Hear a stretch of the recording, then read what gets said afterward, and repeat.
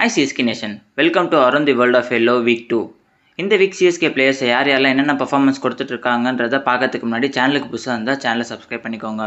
First யாருன்னு பார்த்தீங்கன்னா சிஎஸ்கேவோட captain Ruturaj Gaikwad தான். ஸ்ரீலங்காவில் நடந்துட்டு இருக்க ட்ரை சீரீஸில் ருத்துராஜ் கெய்க்வாத் ஸ்ரீலங்காவுக்கு அகேன்ஸ்டாக ஒரு 100 ஸ்கோர் பண்ணியிருப்பாரு. அது மட்டும் இல்லாமல் செகண்ட் மேட்ச்சில் ஆப்கானிஸ்தானுக்கு அகேன்ஸ்டாக 66 ரன் ஸ்கோர் பண்ணியிருப்பார் ருத்துராஜ் கெய்க்வாத். இப்போ ருத்துராஜ் கெய்க்வாத் தான் வேர்ல்டுலேயே ஹையஸ்ட் ஆவரேஜ் வச்சிருக்க ஒரு பிளேயர். 59.39 அவரோட லிஸ்டியே ஆவரேஜ். நெக்ஸ்ட் யாருன்னு பார்த்தீங்கன்னா நேத்தன் எல்லிஸ்.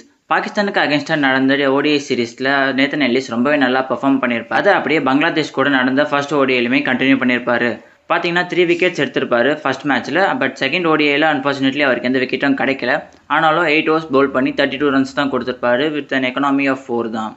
ஃபைனல் நம்ம யாருன்னு பார்த்தோன்னா நம்மளோட சிவம் துபே.